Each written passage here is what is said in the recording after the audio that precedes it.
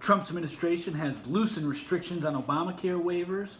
In Guatemala, there was 100 ISIS members found in the caravan that is now traveling to the U.S. Iowa has changed the way they are doing voting. And lastly, Facebook deletes a veteran's Facebook pages. Well, 2 of his Facebook pages. So we'll start off with Obamacare. Now, as all of you know, I'm sure, there was heated debates about Obamacare when Trump first took office. And their plan was to repeal Obamacare. They had the people to do it. However, the party wasn't in unison to get rid of Obamacare and repeal it right away. Now, my take on that is maybe they shouldn't. I think maybe they did the right thing there because we didn't have anything to replace it at the time. We were just going to repeal it, and that would have left a lot of people uninsured. I do know the reason behind it was to light a fire under people's asses so that way they could get moving and implement something to replace it right away. But I think it was too much of a risk, and I think that's why it didn't pass right away. However, the Trump administration just took away some of the guardrails that were implemented under Obamacare, which the ones that they took away were ones that were hurting the people, hurting you and I, and insurance companies. So under Obamacare, what it did is made it so any other coverage, any other insurance policy that wasn't following the same guidelines under Obamacare wouldn't be allowed to do business. Now, this guideline takes it out. Well, not guideline, but this plan takes this guideline from Obamacare out. So what this means is that people will now have the option to choose insurance that is going to be cheaper than Obamacare, but it may not offer the same coverage. Some people may not like that, which is understandable. However, I think the important thing to realize here is that by doing this, you're allowing competition to take place in the insurance fields. So what that means is that the insurance companies that are inexpensive and younger people who are over 26 or under 20 or 18 and their parents can't afford to keep them on their health insurance until they're 26 will then be able to find an insurance policy that may not cover everything, but will cover some of the essentials and will allow them to be protected worst case scenario. And with that, that just means that other insurance companies are going to lose business if they don't start lowering their prices. And then what happens is that more insurance companies are going to start offering more benefits at a lower wage, so that way they can compete and then win people over to come with them and do business with them. That's the way competition works. That's the way a free market works. And so by loosening up the restrictions, I believe this was a good play. I think it's going to have really good effects in the future. And yeah, so I guess only time will tell exactly where this is going to go. So I thought this was something very interesting. I didn't really hear about this in the news today. This was just some article I found through the Hill, reading through it today, and it was definitely a good read. And also, yeah, so I mean, that's really all I had to say on that. Now, continuing on to something we covered yesterday, which was the Caravan that is coming over here, the refugees who are seeking asylum. Now, in Guatemala is where some of these people went through, well, I think they all went through Guatemala, and 100 of them that were detained were found to be ISIS members. And so this should definitely be a concern for Americans and also Mexicans, because in Guatemala, what happens there is they are notorious for giving out fake passports. So their passport division actually sells passports, and the director of that, the head of the passport division, was just arrested for doing this.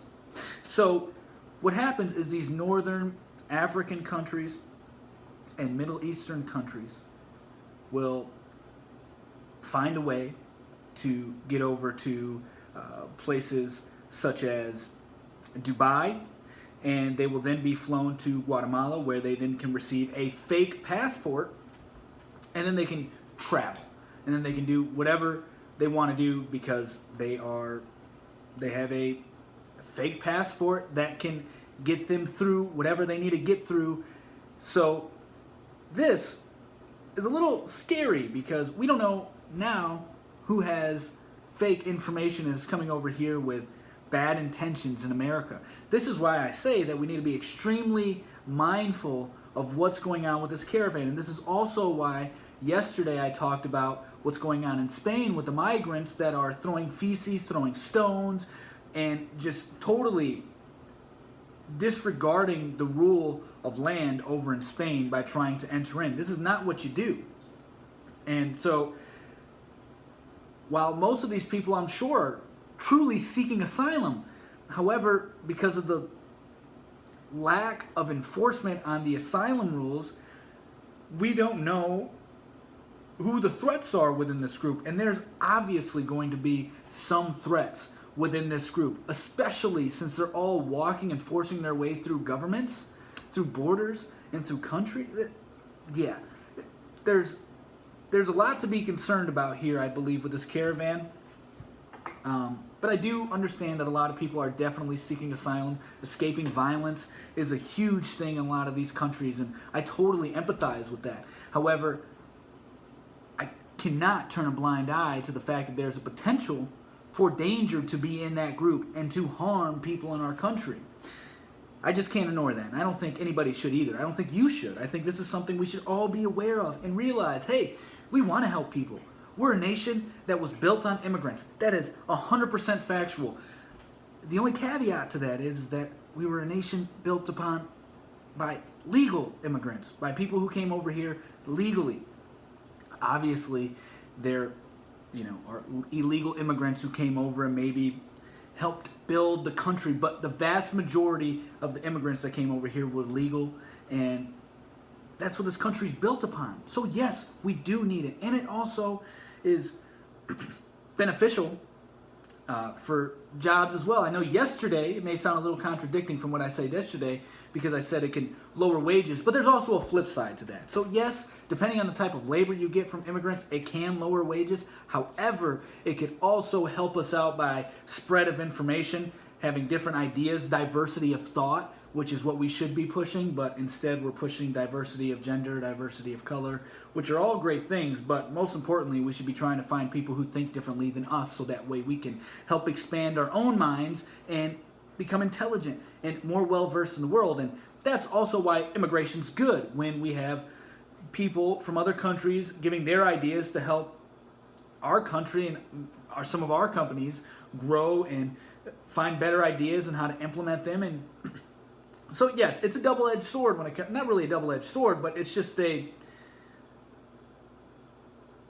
interesting thing immigration does. It can either be good or bad. Now, I think there's more benefits than bad, but we can't ignore the bad, because the bad can get really, really bad. It can completely destroy a country.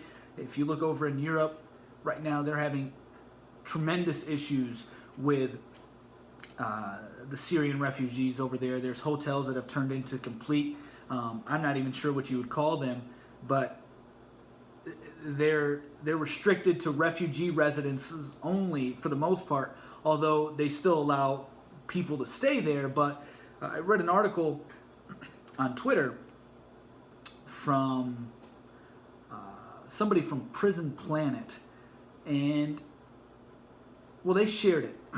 And so basically it was talking about this hotel that had animals in it. People were beheading goats, and people were getting sexually assaulted who weren't refugees going to stay there. Nobody told them that this was essentially become a refugee place.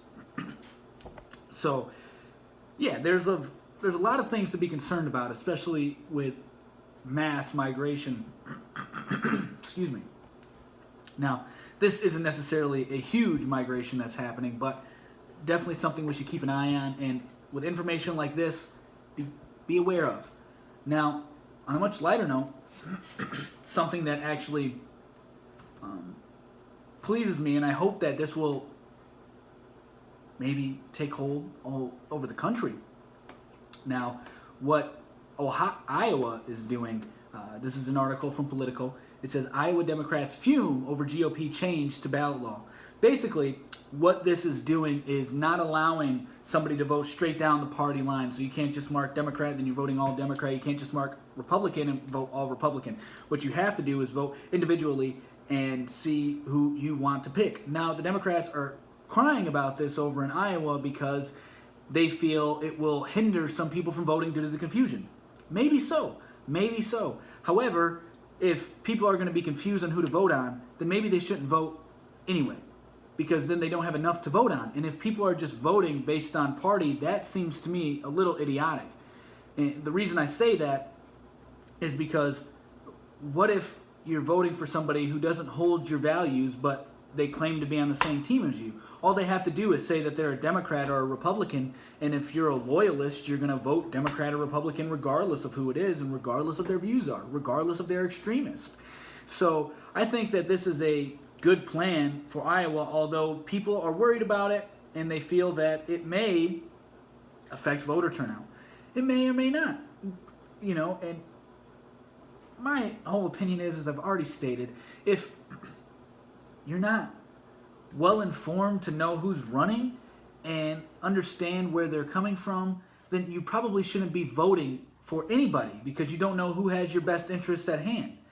When you're just going in blindly, typically you're just voting based on your party or based on who your family or friends vote for. You're not doing any thinking on your own. This will kind of force you to do thinking on your own. And I also think maybe it'll help diffuse some of the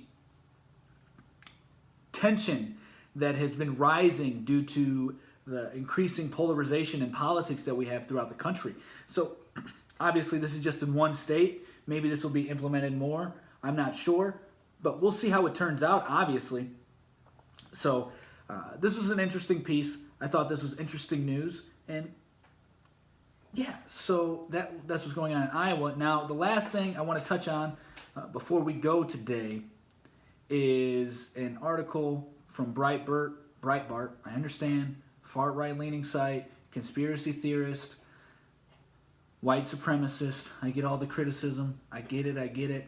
However, they're the only ones reporting on this, and this is verifiable. They're the only ones reporting on this. And it says, Facebook deletes disabled veterans page without warning after taking $300,000 in ads. So, this veteran, he served in 9/11. He is an Air Force veteran. He lost both of his legs and his right arm.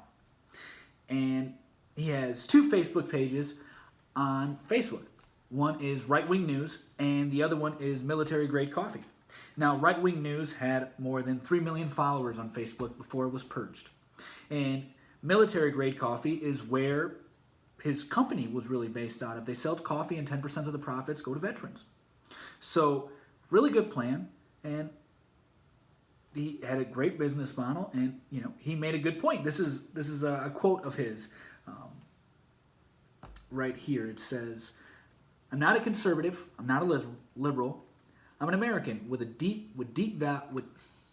Sorry, everybody. I cannot read today. We'll start this over. I am not a conservative. I am not a liberal. I am an American with deep beliefs in our country and what our country stands for. I proved this by vowing to protect and fighting for America's greatest tenet, free speech. Many Americans have fought for these political freedoms, freedom of speech, and every American has enjoyed those freedoms until today. October 11th, Facebook has shut down thousands of Facebook accounts for their political opinions, stating that they don't have legitimate political arguments. Stop social media censorship now." Completely agree with them. This is something that we've covered in prior episodes too, about Facebook purging other sites like Free Thought Project, Police the Police, and Anti-Media, and a few other ones as well. So this is very concerning, especially now when they're purging somebody who has fought to defend our rights. This is a person that joined the military and, did that because he believed in what America stood for. And it's very unfortunate that Facebook said that what he was saying wasn't complying with their rules. Now, they don't even state what rules he broke, mind you. This is a quote from a Facebook spokesperson right here. This was a statement to Breitbart News. Facebook has been in touch with Mr. Kolfag repeatedly and provided him a warning months ago that if he continued to engage in behavior that violated our policies, that we would take action on his account, which is what we did last Thursday. However, I have seen nothing elaborating on what violations he broke, or what he violated, I should say. So I'm not sure what exactly they're talking about. And not only that, but my whole thing is that I was thinking about this not too long ago. I haven't been thinking about it a lot, but fake news is still protected under free speech. So even if you're spewing out misinformation, it doesn't matter. That's your right to do that as an American. If you want to say Abraham Lincoln was the 44th president of the United States on Facebook, and if some people believe you, well, then they're ignorant or stupid, and they should probably do research if they believe that, right? And if you say that, you shouldn't get in trouble for saying that whatsoever, because it's your right. It's your right to say whatever is on your mind, whatever it may be, offensive, it doesn't matter. So the fact that Facebook knows best about our political arguments is a little frightening and something we should definitely be aware of, and just keep an eye on it, so that way we can try to combat it, because it isn't good, it isn't healthy, it's terrible, it's scary. This is slowly biting away at the First Amendment, and people don't even realize that. Alex Jones called this. He was just the first domino. He understood this. He understood that he was the easiest one for them to ban, and so they banned him. And now they're banning thousands of pages all over Facebook. Soon they're going to be banning thousands of accounts all over Twitter, and Instagram will be doing the same thing. And it's just not good. It's just not good. It's scary, actually, because obviously the people who are concerned about it don't have a say in it, and it's just, yeah, very annoying. And I mean, that's really all I have for the